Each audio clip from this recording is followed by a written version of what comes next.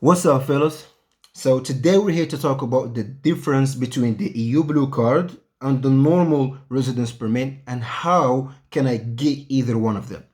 Now, I know it's probably been a while since I made a video. It's like 3 or 4 months since I made the last video, but I had a lot going on and I really needed to focus.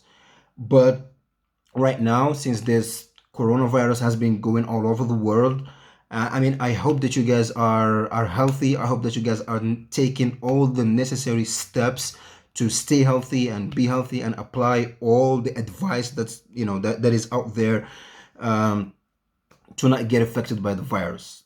With that being in mind, with that said, I actually have some time right now, so I decided to make the video. All right, so let's jump right in. Now, the first thing or the first difference that actually I want to present is that it's the obvious reason, all right? With the EU Blue Card, I can actually work anywhere inside the European Union. What does that mean? That means right now, I can take my ass to Paris, get a job, and start working. I don't need to apply for work permit. I don't need to apply for shit. I can just go there, find a job, boom, and I'm set. While if I had just the normal residence permit, if I go to Paris right now, I think even it's on the state level. If I go to Munich right now, I live in Berlin. If I go to Munich right now, I would have to apply for another work permit that actually enables me to get the normal residence permit. All right, so you need to go through the Federal Employment Agency in wherever state or country that you want to actually go there. I think that's the biggest difference. Now, the second difference is that it's the time period. All right. So with the EU Blue Card, you actually will get minimum of 4 years. That's the minimum number of years that you will get with the EU Blue Card. While the normal residence permit, you will get a maximum of 3 years. That's the maximum you will get. And I'm talking about Germany here. I'm not talking about France. I'm not talking about Austria. I'm not talking about any of those countries. I'm talking specifically about Germany. All right. Now the third difference, it's the salary that you need to have. For the normal residence permit, you need to earn 2,500 euros. If you earn less, you're not gonna get the normal residence permit. But for the EU Blue Card, you actually need to earn 3,600 euros a month in order for you to actually be able to apply for the EU Blue Card. All right, and I think that's the big difference between the two of them. Now let's get to the good part of the video, which is how do I get the EU Blue Card or how do I get the normal residence permit. Now there is a whole lot of reasons. All right, you could get married from a German woman over here. You could do like a political situation here that it says that there is war in your country or whatever it is the case, wherever the case might be. But we're not gonna talk about that bullshit. All right, we do not talk about how to get married over here. Here we talk about how to get a fucking job. I want you guys to work on yourself, all right? Develop yourself, work on your skills, and get a fucking job and come here and pay for taxes and pay for your own living, all right? So you're not reliant on anybody but yourself. That's what we teach over here. Now, I've summarized this into 4 steps, all right? The first thing that you need to do is you need to choose the right profession. All right, now I've been getting a whole lot of comments in all the videos and personal messages like, what about this? What about this job? What about this job? You need to choose the right profession. All right, I made a video while back ago about the top 5 jobs that you need to go for. All right, so go watch that video. All right. All right, you do not need to think. You don't know what you don't know what you want. You want to immigrate, boom, the first thing, software engineering. You need to go there. Oh, you don't like math? Medicine. You don't like that? Choose the third one. I made a video about it. All right, go to that video, guys. These are the rules. All right, I did not make the rules. That's what the job market labor is requesting.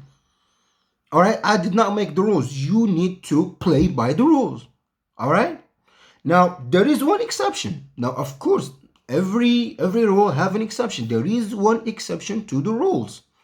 The exception is if you are passionate about something. If you love something so much, like you're obsessed with something. Now, in this very particular situation, You do not need to play by the rules. In a matter of fact, you will be able to find your way to Europe. You will be able to find your way to the moon if you actually wanted to. With that kind of determination, with that kind of like, you really don't need to, like, you should not be watching. If you should, like, press pause. You don't need to watch the rest of this video. All right, you just, press pause and go back and work on your passion right now. You don't need to, like, you play with that determination. You play on your own league. All right, that's the only exception that I've seen.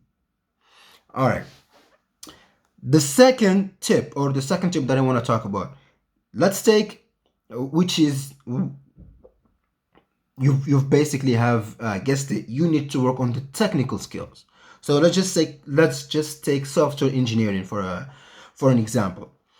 You need to build those technical skills. You need to know how to code. You need to build those technical skills to a certain level, so when you put down your skills on your CV, you actually can get a fucking interview.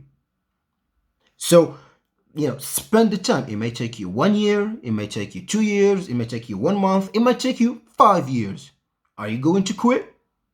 Is you gonna quit? I want you guys to comment down below. Put it in the comments. I don't want to keep talking about it. Are you going to quit? I'm not even gonna answer that question. All right, work on those damn skills. All right, those skills are going to enable you to get an interview. This is the third point that I want to talk about: how to pass the HR, or the first interview with the human resources. Now, the thing that I found that works for me to pass these kind of interviews is humor. All right, now this works for me. All right, you need to be humorous. Now, I will give you some specific tips in just a minute, but basically what you need to focus on is just having an enjoyable, smooth conversation with the HR interviewer. All right, that's the basic. That's the basic of it. Just have an enjoyable conversation with him, all right, or with her. Now, what I have found that works is that if the interviewer is a woman, you need to flirt with her a little bit. Now, don't misquote me. This is not a fucking date. All right, this is still a professional environment. But if you can have that just playful personality, that you can actually bring a conversation from being dull to being enjoyable, you can actually give her some of those butterflies in her stomach. She will enjoy the conversation with you. You got the interview, maybe. That's it. That's all you need. But you need to be able to have that, that playful, jokey personality that works. Now, don't overdo it. All right, do not send me an email and be like, well, I messed up because I washed my face with white cream, and then I put that big old nose, red nose, and I wanted to be a fucking clown. That's not what the fuck I said. All right, I just said you need to have that playful, jokey personality. All right, just be cool. They just want to know that you're not a fucking sociopath. That's it. So have an enjoyable conversation. I mean, you could actually go there and have a dull conversation if you want to. I'm not saying it can't work. It might work, but we're talking about maximizing your chances. And if the interviewer is actually a guy, you just need to talk to him like you're talking to your friend. When you talk to your friends and you throw in all kinds of jokes, just throw a couple of them in the interview. Just two jokes. That's it. Just set the frame from the beginning. This is very important. From the beginning, you need to set the frame that this is going to be an enjoyable conversation rather than a dull conversation. All right? So focus on that, and fuck that bullshit that, if you're not the playful or the jokey personality, you need to learn that. Don't go into the interview and be like, oh, I just can be myself. Fuck that bullshit. Learn how to be playful. Learn how to, have that little bit of comedy in your conversations. All right? All right. Now, the third point that I want to actually talk about, or the fourth point, the final point that I want to talk about, is the actual technical interview.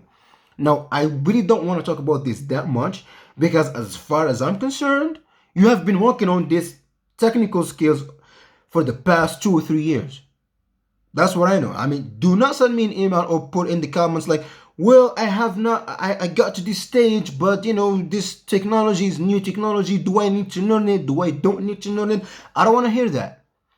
As far as I'm concerned, you have been working on this technology or whatever skill that you need for the past 2 or 3 years. If you need German, oh, you better be speaking German. You better have a B2 level German. All right, don't come crying to me and be like, well, they need German. I don't give a fuck. You need to learn German. Learn that.